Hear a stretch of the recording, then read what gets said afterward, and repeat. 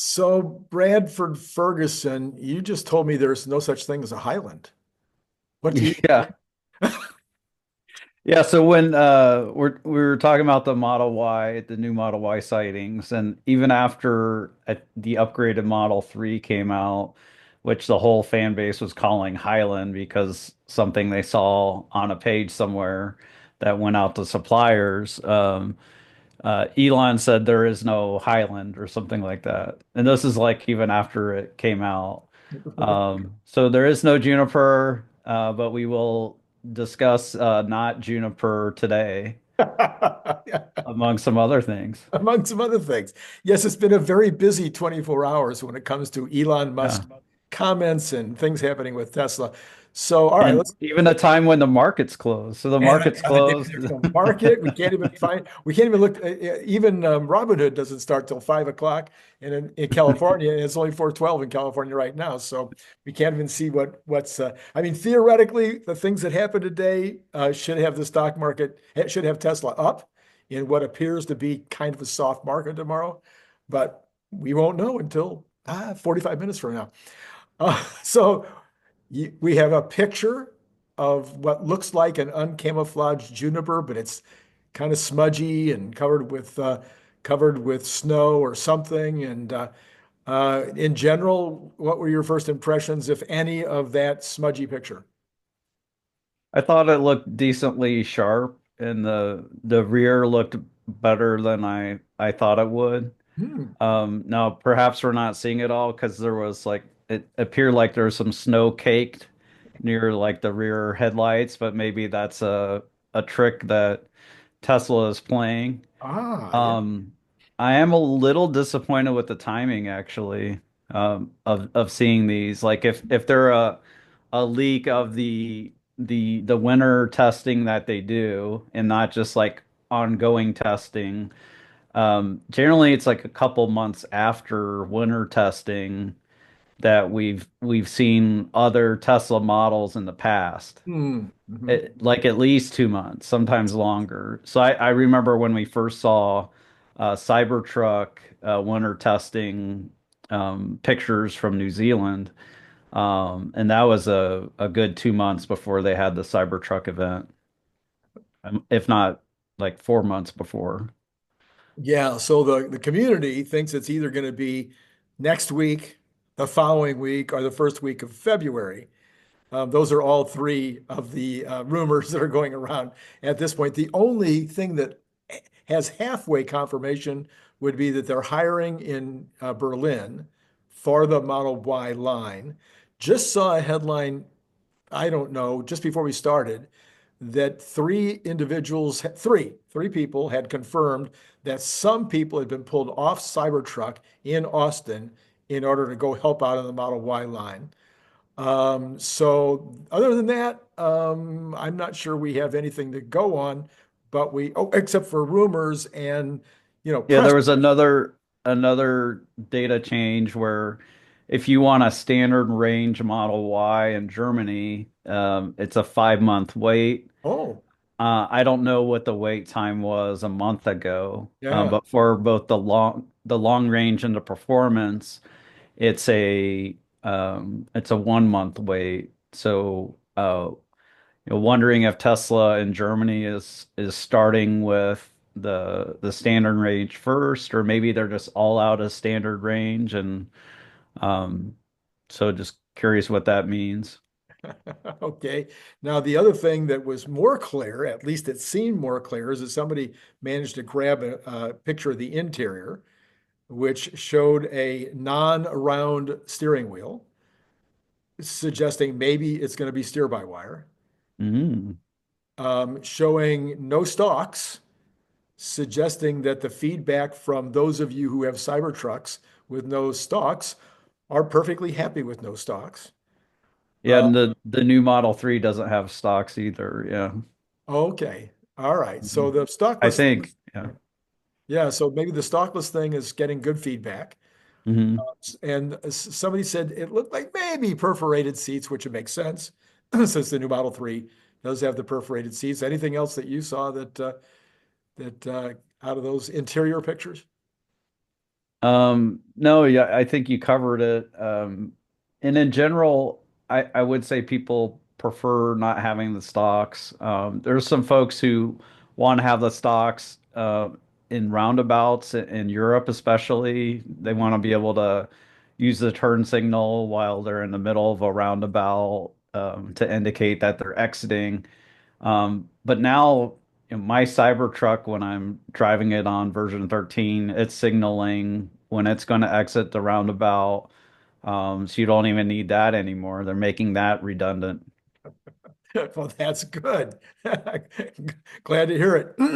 So as long as you're mentioning, version 13 and your Cybertruck, how are Well, how are let's talk a little more about the why. What okay, all was right. interesting to me is it had the Quicksilver paint job, and Oh, I was wondering, is that even paint? Is it unpainted or is it stainless steel? are they going with that or so I'm curious about that if there's some kind of shift they're making with paint. But I'm not a paint expert, so yeah, maybe it's just the same paint they've been using on the Quicksilver or whatever. Yeah. So I've had this conversation a couple of times this week, but I'd love to hear your take on it. Model 3, when it came out, did not create an increase in Model 3 sales. Anything to write home about. I thought it would just go like crazy because it's such a great car. Hmm.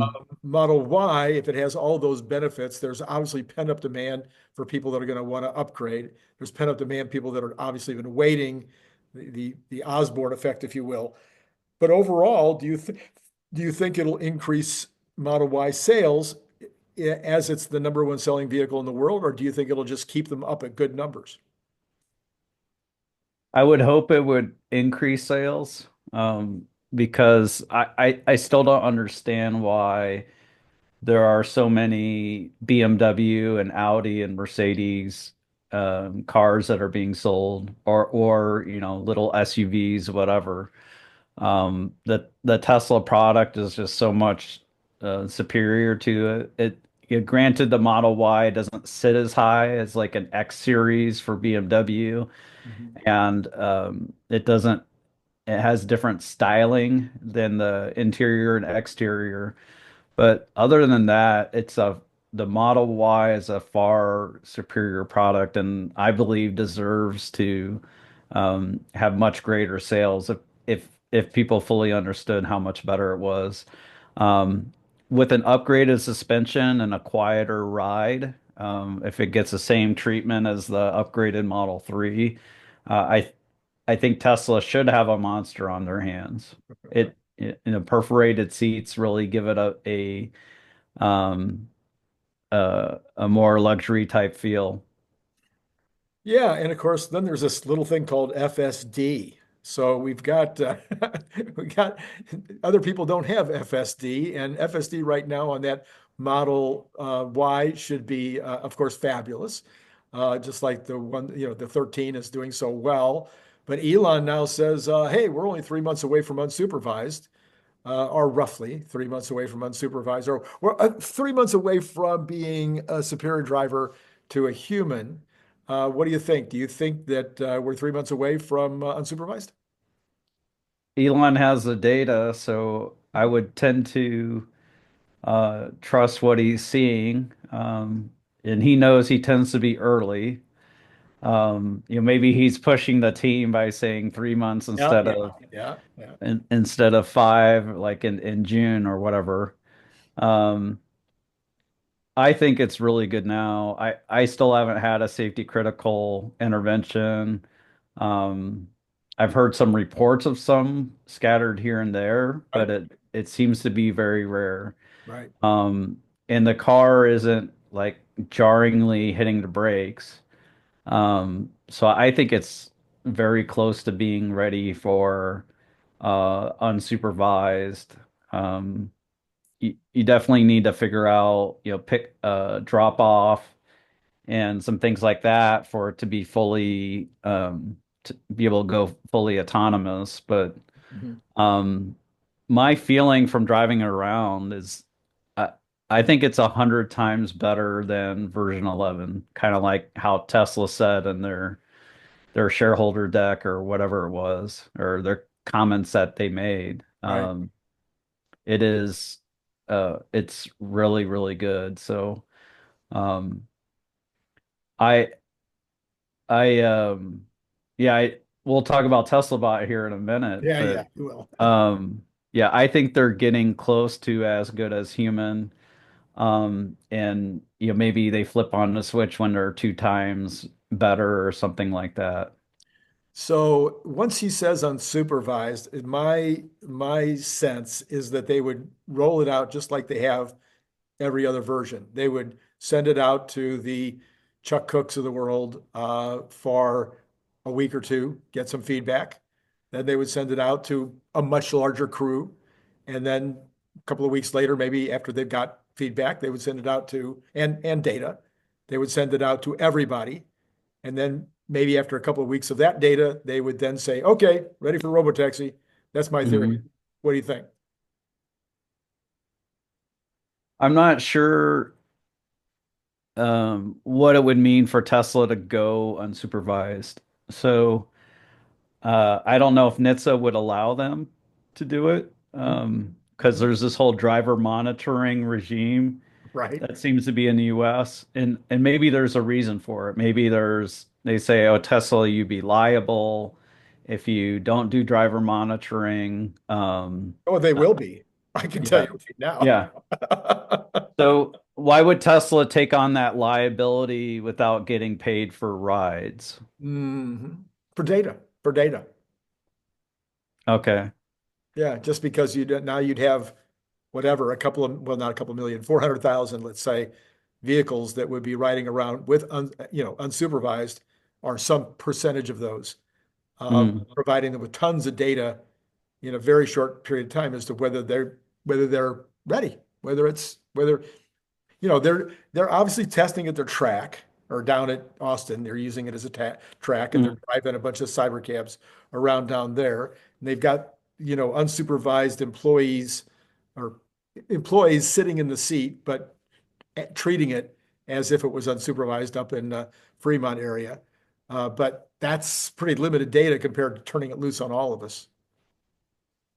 So I estimate insurance to be about 13 cents a mile. Oh, okay. So like if Tesla were to try to increase the rate of data collection, by saying you can do it unsupervised and we're going to take insurance liability or whatever, um, it I think it could increase the number of miles that are done. So I would agree with you there. And if you think about 1 billion miles at 13 cents a mile, then effectively that's $130 million Right. dollars.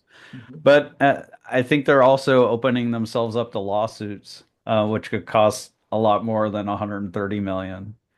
Um, Well, they're gonna if they're this gonna is a I think this is a tricky spot. yeah. But I, I almost feel like it could be unsupervised now, Yeah, almost. yeah, yeah.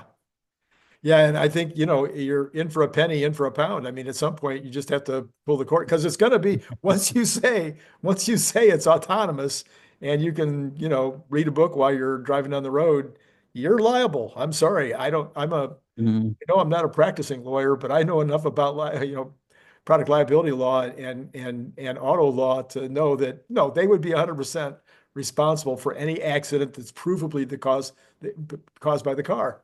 Simple, Mhm. simple, not hard. I mean, they're already getting that kind of claim, even Yeah. when supervised. They're still being told, "Oh well, that was the fault of the FSD." So Hmm. I don't see how they would ever be able to. Doesn't matter what NISTA says. The lawyers will have them, Yeah. short hairs. And Yeah. the closest thing I've seen to like a video of a safety critical on version 13 is, someone was doing a Chuck Cook style left turn and their car went to the median and there was a car coming like way back to their right and their they weren't comfortable, they disengaged. Mhm. They said it was safety critical, but I counted from the time, they started to react to it and that they disengaged, and it was 3 seconds. Yeah, So like the Tesla literally had th 3 seconds to do something. So I don't think it was that close to a an accident, but it was like something that was uncomfortable. right. Yes, I do think if it's supervised FSD and you're not comfortable in a situation, you should disengage. sure. I think that's key to do. So I'm not discouraging that, but uh, I am really encouraged by how good it is. So. So I've been saying over and over again, nobody, I don't know if anybody agrees with me, but maybe you can tell me whether you do. I think that once it's unsupervised, and certainly when it's a cyber cab, Tesla should be able to um, decide the route and decide when it can't be used. Mhm. Whether that's weather, whether that is a torn up road, whether that's a left turn like Chuck Cook's left turn, and just say, you know what? No, sorry, can't go. Turn right. Mhm. Find another way. I mean, you've rented cars, I'm sure, in places. I know that on Maui, your rental car says right on there, you cannot use this on that south route to I'm sorry, The road to Hana. the other side. No, you can use it on the road to Hana. It's the other way. If you go the other way along what is that, the north Uh-huh. of the island? Just keep going. In other words, past Hana and Yeah, come. you can't go past that. You Yeah. can't go Yeah. past that and come back to 𝐄𝐦𝐚𝐲. Uh-huh. That road is not okay. You can't do it. So I don't see any reason why Tesla can't say, nope, that road's not okay. Mhm. Yeah, they would have to add that, and you're talking about geofencing to some extent. In You could definitely make it safer that way. So if there's a certain type of a route or intersection that causes more accidents, they could try to avoid that within reason. Right. Right.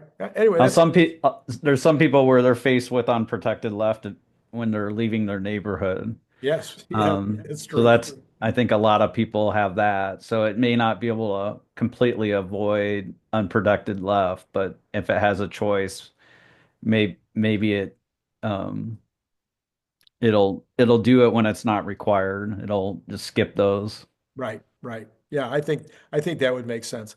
Okay, so that's so number one reason why the stock should be up tomorrow is the Juniper sightings. Number two reason the stock should be up tomorrow is because Elon says we're only 3 months away. Number three reason, and the number one, and actually the biggest reason The why Tesla biggest. stock should be up tomorrow is confirmation of not only the Optimus production starting in, confirmation of what he said Mhm. before, maybe a few more, sounding like 5,000 as opposed to 1 to 3,000 in 2025, but then 10 times in 26 and another 10 times in 27. So what did you think about that announcement? I thought it was really exciting when Matt Smith and I put together our Tesla bot valuation. I think we looked at a pretty aggressive rollout where you had the volume increasing by tenfold um, several years in a row, and it would make sense that to to go from 50,000 to 500,000, that should be very doable. The main thing that you need to worry about when you get to those types of numbers is the computer that goes inside Optimus. So Tesla would need to be working with Samsung or whoever's providing that computer now and make sure that they begin to scale up production of that so they have quite a bit more. And Elon in the latest earnings call talked about Tesla increasing automobile production by 25%. So that's this year, Yeah, and yeah, that would be 500,000 more of those computers. right. Um, and the reason I mentioned the computers, so like to go from like 500,000 to 5 million. Right, right. That would be pretty That's staggering. a big increase. Yeah. So they'll need to figure that out, but I'm sure they're working on that. Yeah. So, yeah, I think, there's been some who've thought that those kind of numbers were not possible. It's always been in the range of my numbers for sure, that they would do 500. I just don't think it's going to be any harder to ramp than a car. Uh, Yeah, and once they start, I don't know why they wouldn't ramp like crazy because the TAM, as Elon says, is pretty large.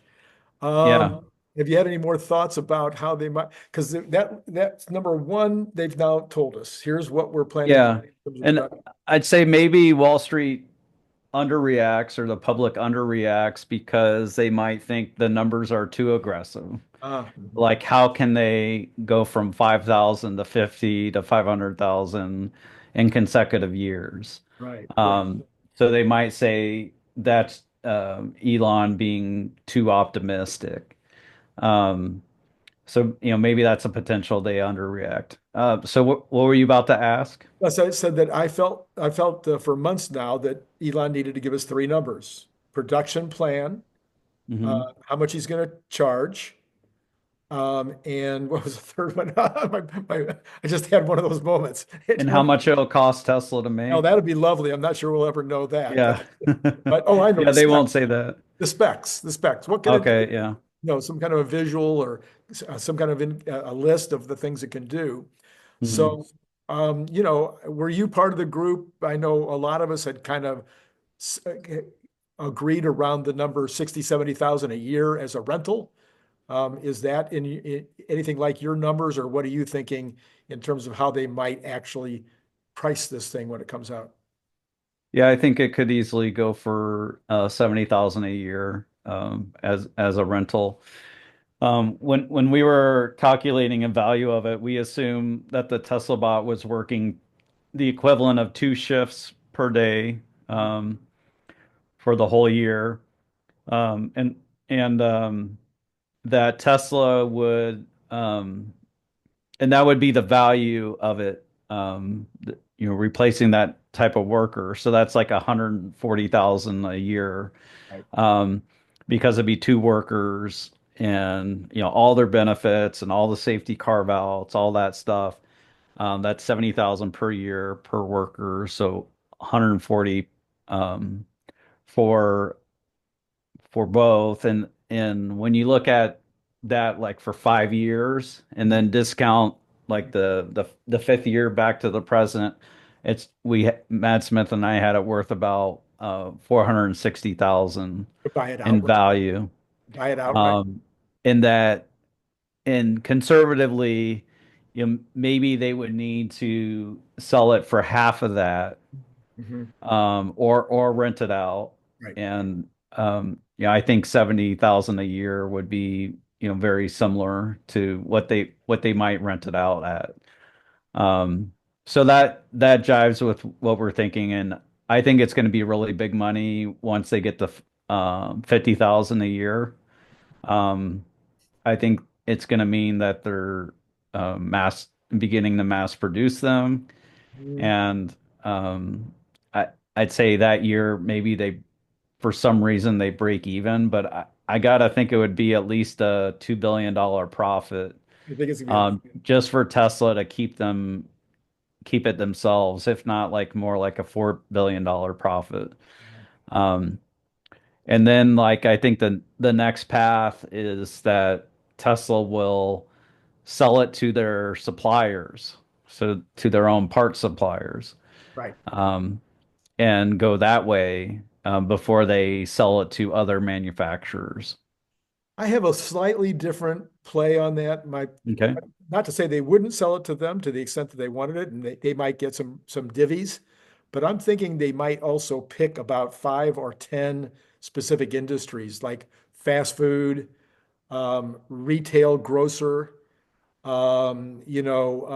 distribution center, auto manufa another auto manufacturer or something like that, or maybe it's some other big part manufacturer other than Mhm. auto, or maybe even a job shop, with chemicals and stuff. So, put it into a several different, really distinct situations where it can get lots of learnings that also have a very large number of people that it could, there'd be a large market. Hmm. And I mean, I don't know if people, a lot of people just have never been in a grocery store in the middle of the night. They don't know what happens. Mm. Yeah. There's a lot of activity in a grocery store in the middle of the night. Trucks are backing up and unloading stuff, and those are being unpacked, and then the individual packs are being carted out to the store, and those are being put on the shelf, and the shelves are being cleaned and straightened. I mean, there's just a whole lot of people in store. And so that kind of stuff seems like really great opportunity for a humanoid robot. And I think that would be a great test for, testing ground for the Optimus. Yeah, grocery, big box stores, your home improvement stores, Yeah. logistics, different types of logistics roles, not just uh, loading pallets, but also loading boxes with orders, with your sub orders. Yeah, I agree that to the extent they can do it easily, they should expose it to a lot of different environments. And one thing I know, because I've talked to a bot maker, is that the more variety of tasks that you train the bot on, the the easier it is to train it, so you don't have to do as many repetitions for it to get it. Right. And also the faster it gets at all tasks. Um, so I agree with you. Variety would have a lot of power to it. Yeah, yeah, and the other thing that a lot of people don't realize is that a larger fast food store, I know specifically with In-N-Out, that Hmm. some In-N-Out locations have 100 employees. Wow. Okay, because what? You've got four shifts. I mean, Oh, you okay. got people in there 24/7, so it's four shifts. So if it's and you got people that they don't see, there are people taking stuff up and down from the supply room and and you don't even see them. So it's not Hmm. usual for an In-N-Out to have 100 employees. So it's not like this, my manufacturing plant, which was in 25,000 square feet, had 100 employees. Yeah. And so this little old, you know, shop on the corner with 100 employees. So there's real opportunities there in some of those areas. Airports, Huh? Airports, yeah, holy mackerel. restaurants and bars. Yep, yep, yep, absolutely. That would be quite a spectacle if you were one of the first restaurants to have a bunch of Optimi. Absolutely. I like it. I like it. Okay, so now I'm gonna be a downer. Well, maybe I'm not, because maybe you're gonna solve it for me. What is going on with Cybertruck? What do you mean? Well, everybody's saying, hey, they're not selling. And I mean, I know I have my order and they're not asking, they haven't asked me to to create my actual order yet to configure. I know that Brian Wong has, I think, 20 or something on order. He hasn't been asked to configure. We're all waiting for the $60,000 truck. So, But so really, if you go into your app, yeah. um, it'll have Cybertruck, but it won't say you can configure. I don't know about that, but it's at 80,000. I mean, I'm not getting an email saying please configure. Oh, yeah. If you go to your app, it'll and Oh, you want to switch between your cars, it'll. I'm very certain you're allowed to configure there. my $80,000 version. Yeah. Yeah. To drive 12 miles round trip each day, we're not going to spend 80,000. But all I'm saying is, my feeling is there's lots and lots of orders out there, but people are waiting for it to come down. Hmm. No, was it Brian White? One of those Brians thought it had to do with the 7,500 was not confirmed yet on the 80,000, that it's supposed to be that, but maybe it's not showing up on the order page yet. I didn't look it up. Oh, Uh, okay. and so but have you heard anything through the grapevine? Have you got any thoughts at all about whether Cybertruck has any problems or reasons why it's not selling?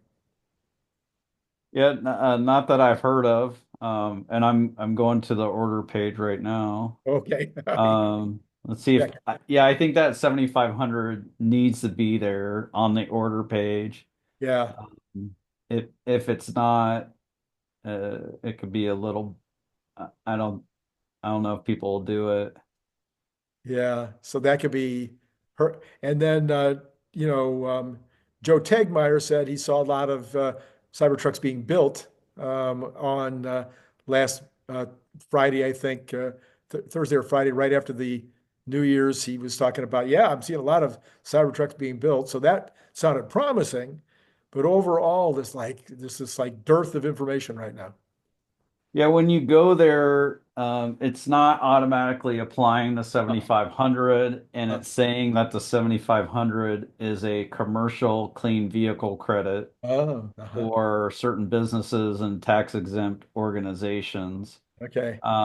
So I would agree that that's problematic that they haven't yet done that. But like on the lease, if you lease it, so if you go there, the first thing they're going to offer you once you hit order now Yeah. is the lease. Okay. And on the lease, I think you can apply a 70, Right. Right. or wait, or maybe it's on the buyback or something. You can get the $7,500 Okay. credit. I heard that that was true. Yes, yes. All right. So you, but you don't, I mean, If I'm not hearing any, what? Yeah, if you know about the lease thing, hit us up in the comments There you go. That's how right. the lease thing works. Yeah, I don't think there's an issue. I have heard rumblings about a single motor. Um, so I would say it's mainly the $7,500 one though. Yeah. Okay. All right. Well, and then did we, I think I've Because covered. the EPA said they can do it. Yeah, I I know thought that. it hit the Yeah. EPA list Yeah. or whatever it is. Yeah. So I don't know why it's not showing up on the page. And that's again, one of the Bryans, I think it was, told me that there's a, technically it's true, but it isn't on there yet. I don't know. Uh, Hopefully Elon didn't fire the whole legal team. I think there's like a legal team that's responsible for things getting on the page. And I'm guessing that they will get that on as soon as they can. So yeah, I wonder what the hang up on that is. all right. So we go into tomorrow. The stock has been sitting kind of hanging out at 390 for a few days after being, 480 and being 380. And I've my statement has been I think it's range bound for a while between Mhm. 380 and 480, and that it's unlikely to break out of that range, maybe even until we get unsupervised. That I don't think the Juniper will even break it out of that range. And you say, If I'm going to be overly specific here, and this is not financial advice, but right? I'm guessing there's a good amount of support at 340, worst case, talking about like some kind of, maybe before earnings. I'm not saying it goes there, but after the election, before we saw how good version 13 was, the stock really found a level, it seemed to around 340. And then after V13 came out, it sprung up from 340. So it feels to me like that should be the base. Um, yeah, I'm curious to see how folks react, and by the time you see this video, you'll be able to Google Robinhood Tesla price and find out how the folks are trading it overnight. Right, right. And okay, so But I also think like Elon basically is saying that Optimus is starting now. right, So then that triggers our Optimus valuation. yeah. So then we got to price that in with a much higher degree of certainty. Um, so we think that Optimus on the type of ramp that Elon is talking about is worth like potentially 3,400 a share to Tesla. right now. Um, yeah, right now. So So that's a you're present value. similar to CERN. Yeah, and one thing we will review is how much profits we have in the out years because um, it looks like there's going to be a good amount of competition from Chinese humanoid bot makers. I think there's a couple in the US that might turn out to be half decent, besides Tesla. One in Um, Canada. so maybe we need to lower it a little bit, but like um, it and people are going to wait till they see more evidence. Um, so I don't know if like the stock will get credit for it yet, even Yeah, though like it has me pretty excited. yeah, yeah, no kidding. This is me excited. Yes, I that's you. know, I know I don't sound like "Ah," or whatever, but Not quite Randy level. Okay, so yeah, I see all kind, of course, marketing is what I do, and I can see all kinds of potential ways this rolls out. In my mind, at some point, is it the first day they start selling them retail? I don't know, but at some point in that first year or two, every manufacturer, not every, but almost every manufacturer, distributor, retailer, they're all going to feel like they have to have one of these things, at least if it's $70,000 a year or less, Mm, because why wouldn't you? yeah. Everybody loves employee. No, most of the clients I've had over the years love their employees. True. Mhm, All business owners love their employees. They really do, but they don't love what goes around the employees, mhm, the inter office politics, the actual fights, mhm, the sexcapades, the HR stuff, the mhm. government, all the stuff they have to do with regard to the government. So I can tell you, I loved my employees, but I would have replaced as many as I possibly could with these bots. Mhm. So I see a massive demand, and I could be completely wrong. For the homeowner, I'm putting together all kinds of videos right now on how they can be used in the home. I think it's going to have to be a reasonable price. It can't be $200,000. It's going to be where they come down to something where the homeowner can afford it. Mhm. Some people that have elderly care at home or children that are have special needs or whatever, Mhm. or unique situations are going to be perfectly happy to spend $6,000 a month compared to all the nannies and people that they have to hire to do it. But for the average person, I think it's going to be, that 30,000 number that Elon talks about, I think is a very reasonable number that most families would probably try to find a way to have one. To pay once or to rent per year. No, to pay once. Yeah, and that's what Elon said. And he's not talking about now. He's talking about Yeah. 6, 7 years from now. So yeah, if and I would tend to agree with folks like Scott Walter and the folks at Human Bots. It's hard to see how cost long term is going to be higher than $10,000 Oh, yeah. to make the Optimus, and to be able to sell it for $30,000 is still a really good profit. Oh, really good. Yeah, but I think if you had one dedicated in the home, it'd be worth at least 30,000 a year. Oh, yeah. Uh, probably more than that. No, And I think initially, um, Tesla could sell it to a lot more to early adopters. yeah. And you could have scenarios where it may be multiple people on your street Mhm. or in your cul-de-sac or in your apartment building or high-rise condo. You'll pull together Uh-huh. and you'll split the time. So, Optimus will work at your place for 2, 3 hours and then it'll head up to Sally's place and then down to John's and whatever. Uh, Just has to wash its hands really well in between.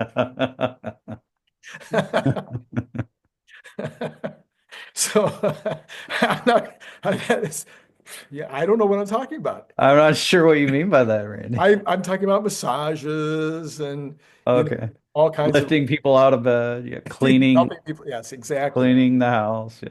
Making sure grandma gets taken care of.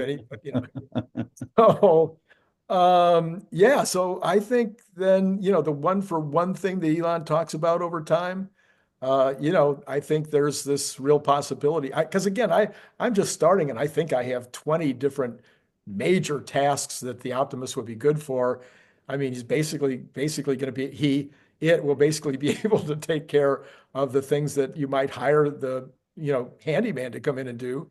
uh, Mm. Go up on ladders that you're no longer feeling good about going up on, changing light fixtures and things that you may be a little worried about playing with electricity, light plumbing. I mean, all that kind of stuff. You won't need the plumber. You won't need the handyman that would do the light plumbing to come in and do anymore. Yeah. I mean, it just goes on and on. I guess one thing I want to know more about is the hips. So, according to robot experts, and I'm about to interview Scott Walter on my channel tonight, and You better that'll tell Scott he better give me a call, man. that'll go up in a day or two. And they think that Optimus isn't able to get into a car right now, that it had to be moved into the car. So when they did the photo shoot with Kim Kardashian, and Yeah, yeah. the Optimus is kind of hanging out in the car, and as Kim posed outside the car, I see. um, it, they think it that the team had to load the Optimus Oh, into the car. interesting. So I'm curious if it'll be able to do ladders at the type of incline that ladders have. Yeah. Um, and I'm also wondering about the shoulders. I got to ask about the shoulders. What are the shoulders part? Oh, just like the range of motion or whatever, I see. and Okay. how that might help different movement type scenarios. Okay. Very, very interesting. Well, yeah, we've been missing Scott. I'll be glad that he's back on your channel. I don't know what you said, how you negotiated that, but I'm glad to see Mhm. Scott is back. Well, I think thinking about ladders and roofs, maybe I know it'd be creepy, but maybe it'd be cool to have like a spider like robot that could get up on the roof, and maybe it's got a couple um hands, or uh, I I I don't want to say claws because that's scary, right? So spiders don't have to have claws, but maybe you have something that can dig into the roof. They have some like that, and then they have some hands or something. But spiders with hands, I think, would be creepy too, right? It Yeah, might our world with robots might be getting weird really fast. really fast. Yeah, I was not even thinking about because I have a homeowners association, so I don't ever have to go up on my roof. Oh, Speaking of, nice. so that's not a problem. But I do have vaulted ceilings, and Hmm. fixing light fixtures with a vaulted ceiling, Mm. where you have to go up on like a 12-foot ladder, and I'm old. I'm laughing because I have a daughter that threw a sticky thing on the ceiling, and it's like a hot pink type of slime type thing, Yeah, and it's still there. It's been there for like a year. because it's a vaulted ceiling, right? Yeah, it's way up there. That's good. I like, see, yes. So my wife complains we have two of those lights out, but it's just not. When you're my age, you fall off a ladder. It could be a death knell. Yeah. Anyway, or at least a lot of very bad broken things. All right. Well, it sounds like an exciting 3 or 4 months coming up. I think there's going to be so much Yeah, going. if we get to as safe as a human in 3 months, that'll be fantastic. I'm already loving version 13. Really excited for my Model Y, my AI3 Model Y to get version 12.6 and try that out, verify, how close it is to version 13. And um, yeah, it's going to be an exciting time. And I think it'd be fun when we can also hear about more Optimus in the factory, see them in action. But a new Model Y would be fun to see as well. Um, And then and there's yeah, and then at some point, maybe not in 3 months, 4 months, but some point along the way, we get to that Model Q or whatever yeah, whatever the new Tesla Q. Tesla Q. All right. All right. Well, Okay. let's take it to the numbers. We will. Oh, you're gonna hang it. You're gonna hang in with me for the numbers? No, Oh, I'm okay. kicking it to you. You're kicking it to me. All right, Bradford. Thanks as always for coming on. Yeah, absolutely. All right. Bye for now. All right, let's go ahead and take a look at those numbers. Just you and I. No Bradford to help out. Here we go. Let's start with whatever the bonds, because you know that's my number one subject. The bonds are continuing to be an issue, and what they did. So, well, look at that. They're down a little bit in the pre-market, down 0.4 of a basis point. The 10-year that is at 4.677. So after going over 4.7 earlier today in a shortened market, because I didn't realize this until later, but even though the stock market was closed, the bond market was just shortened today. But it went over 4.7 for a minute, and then now we're back to 4.677. Let's hope that that is directionally the way it's going to go. The 2-year is unchanged in the pre-market, and the 1 month is up actually 2.9 at 4.334. Okay, that's about all right. So there you go. That's what I've got for the bonds. We've got oil. Brent is unchanged. I think it hasn't opened yet, quite frankly, yet at this point. Texas Intermediate up 32 cents at 74.24, continuing to be a little higher than I certainly thought it would be at this point. Natural gas down 0.35 at 3.688. You got the golds at up $4.10 in the pre-market, 26.94. Okay, so we that's pretty likely to go over 2,700 at this point. So gold is definitely on a swift ride. Silver has not continued along that same direction. They are up. The silver is up at 31 and change, 31.05, but nothing like gold has increased recently. And then copper 0.09 up at 4.313. Dollar continues to climb on bond yields being up. Bitcoin down 1281 at 92.7. So probably also responding to the bond yields being so high, although who knows with Bitcoin, I just don't. I'm guessing. That's really what it boils down to. All right, let's look at the equities. We've got the Dow futures down 172, which is 0.40. S&P down 0.56 or 33.25 in points. And then percentage on the NASDAQ is down 0.71. So NASDAQ is down actually pretty much down 0.71, which is 152 points at 21,208. And you see if we hang out for just one more minute. So what am I going to do while I've got you for another minute? I'm going to suggest that you hit the like, the subscribe, and the notify. And then I'm going to suggest that you join Patreon. I'm going to suggest that you hang out later for Cern Basher. He will be on at 7:45. And you know, Cern Basher, that's always going to be a fun time. I'm going to suggest you go back and look at these cards that I'm going to put up from yesterday. All three of those shows were outstanding. You want to go back and check those out. And we have it's 5 o'clock, but okay, we're at 392.50. So basically, not a lot of movement in the early going here of the overnight. It's not like the overnights are like strongly up as a result of all this cool news. It's bouncing back and around that 392 level.